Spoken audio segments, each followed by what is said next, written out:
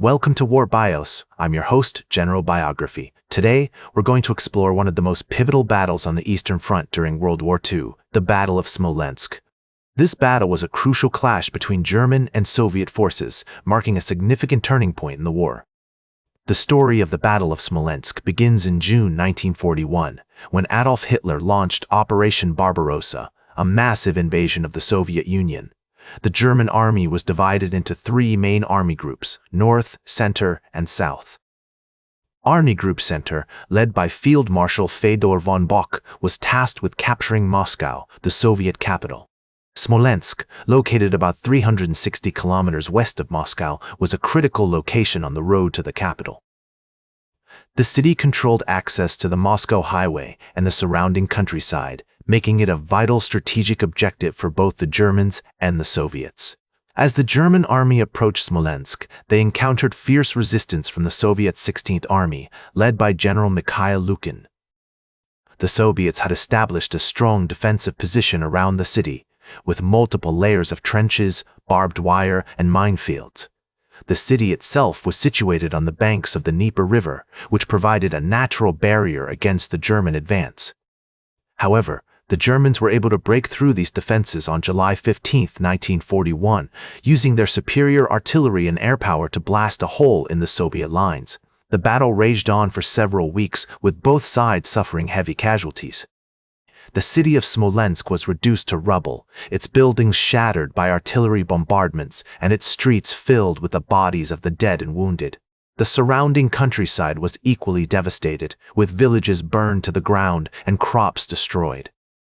The Soviet Air Force, although outnumbered, put up a valiant fight, with pilots like Lieutenant Nikolai Zakharev scoring several victories against German aircraft. As the battle unfolded, the Soviets began to mobilize their reserves, pouring in fresh troops and equipment to stem the German tide.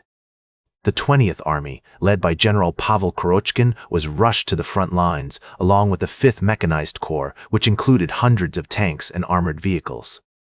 These reinforcements would play a crucial role in the battle, as the Soviets launched a series of desperate counterattacks against the German army. The earliest history of the Battle of Smolensk is marked by a complex interplay of strategic decisions, military maneuvering, and geopolitical tensions. The city's location, at the confluence of the Dnieper and Dnieper rivers, made it a natural focal point for both German and Soviet forces. As we've seen, the battle began with a series of intense skirmishes and artillery duels, as both sides jockeyed for position and tried to gain the upper hand. As the Germans pushed deeper into Soviet territory, they encountered increasingly stiff resistance from the Soviet 16th and 20th Armies. The city of Smolensk became a battleground, with streets and buildings reduced to rubble as artillery and air power rained down on the defenders. Despite being outnumbered and outgunned, the Soviet forces refused to yield, launching a series of desperate counterattacks that would test the mettle of the German army.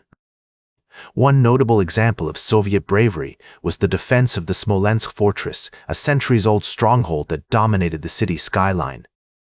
The fortress, garrisoned by a mixed force of Soviet infantry and artillery, held out against repeated German assaults, inflicting heavy casualties on the attackers. As General Mikhail Lukin, commander of the 16th Army, later recalled, "The defense of Smolensk was a beacon of hope for our nation, a testament to the unyielding spirit of our soldiers and civilians." Meanwhile, the German army was facing its own challenges, as the Soviet Air Force and partisan groups began to harass their supply lines and communication networks. The Germans had underestimated the strength and determination of the Soviet resistance and were now paying the price for their complacency. As Field Marshal Fedor von Bock, commander of Army Group Center, noted in his diary, "The Russians are fighting with a ferocity that we had not anticipated, and our advances have been slower than expected." As the battle raged on, both sides suffered heavy losses, with estimates suggesting that over 300,000 Soviet soldiers were killed or wounded during the fighting. The city of Smolensk was left in ruins, its infrastructure destroyed, and its population decimated. Yet, despite these setbacks, the Soviet forces managed to hold on, buying precious time for their comrades to regroup and counterattack. The turning point of the battle came in late August 1941, when the Soviet 20th Army launched a surprise counterattack against the German 2nd Panzer Group. The Soviets, led by General Pavel Kurochkin, caught the Germans off guard, pushing them back and retaking key territory around Smolensk. This victory marked a significant shift in momentum, as the Soviets began to push the Germans back towards their starting positions. As we reflect on this pivotal period in the Battle of Smolensk, it becomes clear that the outcome was far from certain. The bravery and determination of the Soviet forces, combined with the strategic errors of the German High Command, ultimately turned the tide of the battle in favor of the defenders.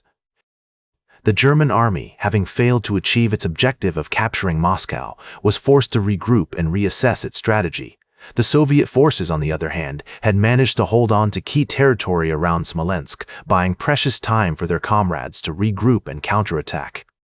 As the battle drew to a close, the Soviets began to push the Germans back towards their starting positions, marking a significant shift in momentum on the Eastern Front. The aftermath of the Battle of Smolensk was marked by widespread destruction and human suffering. The city of Smolensk was left in ruins, with estimates suggesting that over 90% of its buildings were destroyed or damaged. The population of the city was decimated, with thousands of civilians killed or wounded during the fighting. The Soviet forces had also suffered heavily, with estimates suggesting that over 300,000 soldiers were killed or wounded during the battle. Despite these setbacks, the Battle of Smolensk marked a significant turning point in the war on the Eastern Front. The bravery and determination of the Soviet forces, combined with the strategic errors of the German High Command, had ultimately turned the tide of the battle in favor of the defenders. As the Germans began to withdraw from Soviet territory, the Soviets launched a series of counterattacks that would eventually push the Germans back towards their own borders. The Battle of Smolensk also had significant implications for the wider war effort. The failure of the German army to capture Moscow marked a major setback for Hitler's plans to conquer the Soviet Union, and the battle marked a significant shift in momentum on the Eastern Front. As the Soviets began to gain the upper hand, the Germans were forced to divert resources away from other fronts, ultimately contributing to their defeat in North Africa and Western Europe. In the years following the Battle of Smolensk, the city was slowly rebuilt, with many of its historic buildings and landmarks restored to their former glory. Today, the city is a thriving metropolis with a rich history and culture that reflects the bravery and determination of its people during one of the darkest periods in modern history. The bravery and determination of the Soviet forces, combined with the strategic errors of the German High Command, ultimately turned the tide of the battle in favor of the defenders.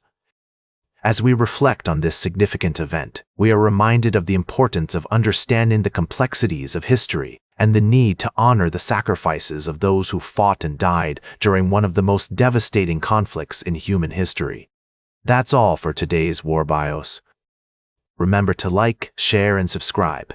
And until next time, I'm General Biography reminding you to keep marching toward victory.